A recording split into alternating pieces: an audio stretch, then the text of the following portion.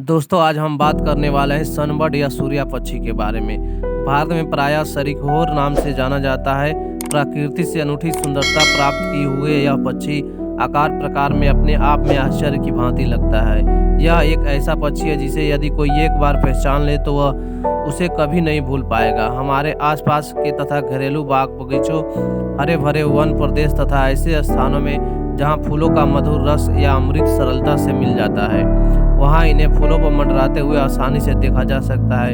इन पक्षियों का करवल बड़ा ही कर्णप्रिय होता है और मनमोहक होता है। बसंत ऋतु के आते ही जब सेमल के वृक्ष पर फूलों की बहार आने लगती है तो उन पर इन पक्षियों का मेला सा लगने लगता है। प्रातः होते ही ये सबसे पहले वहाँ आते जाते हैं और संध्या काल तक उस मधुर रस का आनंद उठाते हैं। वे इसे जी भर कर पीते हैं और फिर नहीं अघाते और सुबह होते ही दूसरे दिन फिर वहां आ पहुंचते हैं। उनका यह सिलसिला तब तक जारी रहता है जब तक कि फूलों की बहार रहती। सेमल का वृक्ष ही मानो उनका मदिरालय है। इसकी खास आदत है कि यह उड़ता हुआ भी फूल का रस पी लेता है। इसके अतिरिक्त मुंह का स्वाद बदलने के लिए जब तक छोटे छोटे कीड़ों को भी यह बड़े ही चाव से खाता है। रंग एवं आकार में आधार पर पक्षी विज्ञानियों ने इनको 95 प्रकार की विभिन्न उपजातियों या प्रजातियों में विभाजित किया है, जिसमें से अफ्रीका में इस प्रजाति की संख्या सबसे अधिक पाई जाती है, जैसे yellow bird sunbird, red throat bird sunbird, purple sunbird, play sunbird, green sunbird, Regal sunbird. यदि यह पक्षी कुछ अमेरिकन हमिंगबर्ड तथा ऑस्ट्रेलिया में पाया जाने वाला हर्नीटर की तरह भी दिखता है। हमारे देश में इसमें सबसे मुख्यतः 2 प्रकार की प्रजातियां देखने को मिलती है, जिनमें से एक वह जिसका रंग हल्का बैंगनी होता है तथा दूसरी गाढ़े बैंगनी रंग की होती है। इसके बैंगनी रंग में कुछ ऐसा चमकीलापन होता है कि रोशनी के अनुरूप इसका रंग भी बदलता रहता है, अर्थात छांव में यह काला और धूप में कभी कभी हरा और कभी कभी नीला मालूम होता है। इसके अतिरिक्त ऋतुओं में परिवर्तन के अनुसार भी इनके रंगों में परिवर्तन आता जाता रहता है। भारतीय उपमहाद्वीप के सदाबहार जंगलों, तराई वाले मैदान से लेकर दक्षिण भारत एवं श्रीलंका में इसे अत्यधिक देखा जा सकता है। इसके अतिरिक्त मौसम तथा जलवायु के अनुसार ये पक्षी अपना स्थान भी बदलते रहते हैं। इस पक्षी की लंबाई लगभग 3 इंच से 6 इंच तक होती है।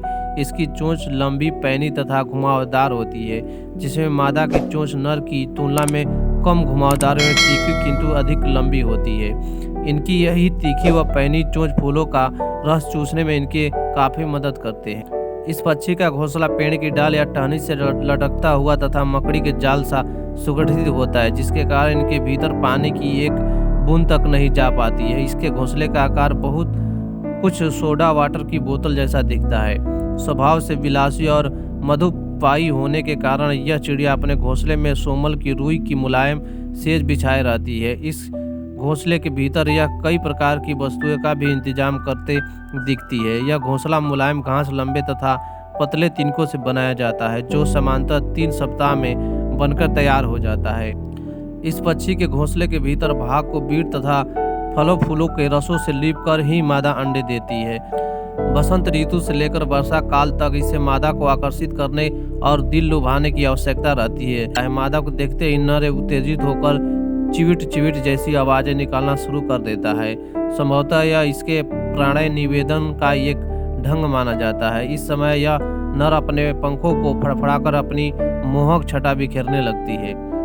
मादा पक्षी प्रजनन क्रिया में बड़ी सिद्धहस्त मानी जाती है, जो 1 वर्ष में 2 या इससे भी अधिक बार अंडे दे सकती है। अंडे देने का समय मुख्यतः मार्च और अप्रैल में होता है। इसके अंडे का रंग मनमेटेला सफ़ेद होता है, जिस पर गंदे दाग पड़े होते हैं। इनके अंडे की संख्या 2 से 3 ही देखी गई है।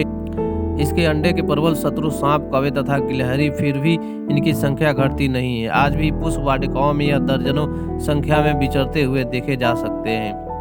इन पक्षियों में अंडे को सेने का आकार मादा का ही होता है। इस दौरान जब तक कि अंडे से बच्चे बाहर नहीं आ जाते तब तक मादा के लिए भोजन तथा उसको सुरक्षा उपलब्ध करने का कार्यभार नर पक्षी पर होता है। किसी भी प्रकार से खतरे का आभास होने पर वह अपनी तीखी आवाज से मादा को सतर्क कर देता है और इस प्रकार नर तथा मादा दोनों अपने माता पिता होने का दायित्व निभाते हैं। जब बच्चे अंडे से बाहर आ जाते हैं तब उसके लिए भोजन लाकर खिलाने का काम ही बारी बारी से दोनों ही करते हैं। इनके नवजात शिशु पक्षियों में कोई अंतर नहीं होता है।